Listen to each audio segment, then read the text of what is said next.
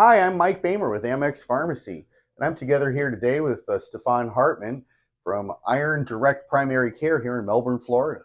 And Stefan has a great story to tell. He's a professional tennis player, and but was sidelined during his career due to an injury. And Stefan's got a great story about how he was able to recover himself and get back in the game. Yeah. So let's share that story.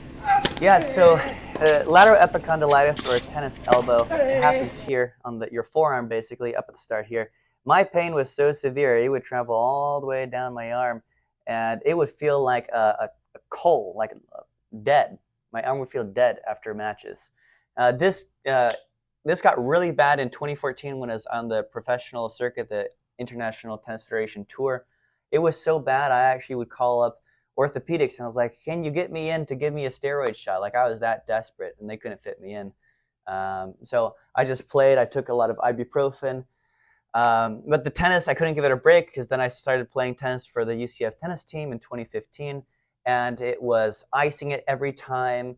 And I tried to do the rehab that the coaches told me to do, the things like this and the twisty thing. I did it So all. how many hours a day were you playing tennis at that time? I mean, I was playing, every day pretty much, and then tournaments on the weekends. So your body wasn't getting a break to recover much. No break to recover. No break to recover. And, I was doing all those things that they say is health, like, rest and ibuprofen. I would take some weeks off, but it would come back immediately afterwards, right?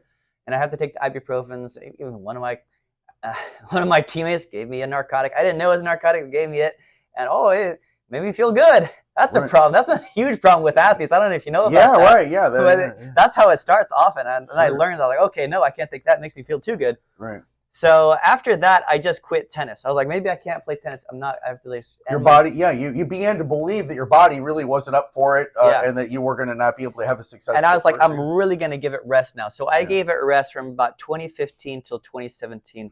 I basically played no tennis, and I started getting back into it a little bit in PA school. And this guy hit me up. He's a naturopathic physician. He's like, hey, let's play tennis every day. I want to train. And I was like, all right. And I'd play with him, and I was like, I can only play with you about an hour, but my elbow hurts too much if I play much longer than that. And this naturopath, he looked at me like, he's like, what are you talking about? I'm like, yeah, I've got a tennis elbow. It's inflammation of my elbow. And he's like, what? Just cut out the gluten, the nightshades, and the dairy. I was like, what's a gluten? Yeah. I was like, what's this? He's off his rocker here. Yeah. This naturopath. But I was like, all right, I'll give this a shot. Let me just cut out the gluten, and that included beers. Like, beers is gluten too. That's highly inflammatory. And he's like, cut out all that alcohol too. So I cut it all out, and sure enough, my tennis elbow, it went away like that. Mm-hmm. And I was like, okay, maybe it was just a fluke. Maybe I just finally got better. So I would test it out. I'd have like maybe a beer after a match. Boom, that night, terrible pain. Mm-hmm. I was like, okay, let me try a bit of gluten. Let's see what happens. Boom, the elbow pain would come back. So I've learned this, and then I became the champion in 2018 of the North American Medical Tennis Championships. It's a little society of medical tennis players. Right. And we meet once in a while at a tournament, and we see who's the best. Yeah, who can play. Yeah. I beat them all.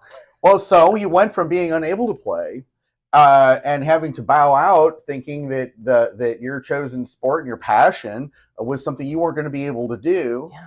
And then in the process, you learned a simple dietary method to basically correct it.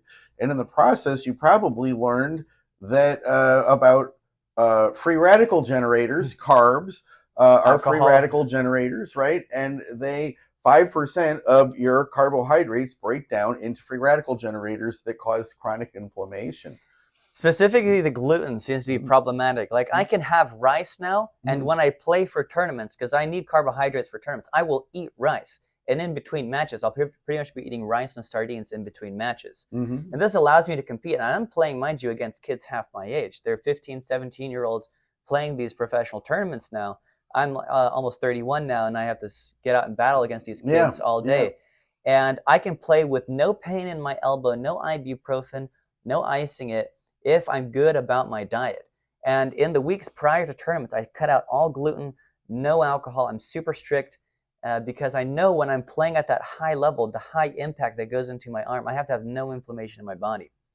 Now, I brought this up to the authors of the tennis elbow page on Up to Date, which is, you know, the Bible for us medical providers. If we don't know something, you go to Up to Date, you read about it.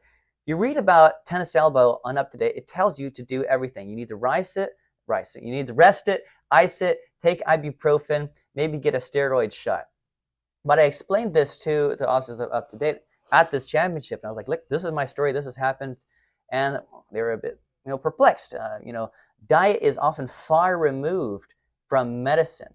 And the thought that the food that you eat can influence your disease, I mean, that's true for some diseases. They're like, oh, you know, they'll tell you about the cholesterol, like, oh, you got to avoid saturated fat. That's probably not so true. That's another story.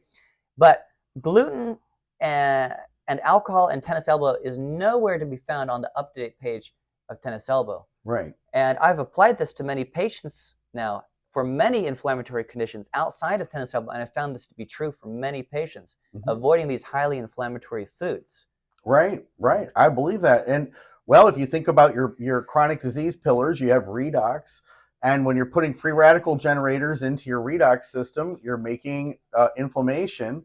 Inflammation damages or disrupts your immune system, which means you're not going to heal correctly. And, you know, that all becomes a problem with regenerating the tissue. Yeah. Because the inflamed tissue doesn't regrow very well. Right? Now, if I'm bad and I go off my diet and I have a few drinks and I have some bread and I play a hard tennis match, I will get tennis elbow. Now, when that happens, now I have access to cooler things than ibuprofen. I will use peptides. So I will use BPC 157 and thymosin beta 4, and I often will inject that into my area of pain. And it resolves the pain rapidly within a couple of days. But then I learned my lesson. I can't do that again. That's right. But that can show, that's a great story, Stefan, and it kind of shows us how you know, using biochemistry in your diet can affect a medical condition that was literally taking you out of the game. It was. And the interesting thing is that I think I will always have this because I can bring this disease back like that just by slacking on my diet. So this disease will always be with me, but I can control it by doing the right things. Or you can just play tennis with your other arm. No, my brother does that. He's more of a genius than me with that. And he's actually plays left-handed now. Oh, he switches the racket? He actually plays with a double-handled racket. It's called the natural way to play tennis because it's angled at 45 degrees. So you don't need to dorsiflex your wrist. Gotcha. So that might help with the tennis elbow. Well, he actually has a TFCC tear, which is a terrible injury. It doesn't heal ever. So he can't dorsiflex in his right hand anymore. So he actually will do this racket and he'll play with a neutral grip or neutral wrist on both sides. Right. It's a way he's adjusted to overcome his difficulty with his condition. He has. Relearning tennis completely. That's painstaking. I'll bet it is. Well, thanks for watching. We sure appreciate it. Hope you enjoyed our conversation today. But what we're trying to show you is the power of diet and eliminating free radical generators from your diet and how the impact that can have on your athletic performance. Cool.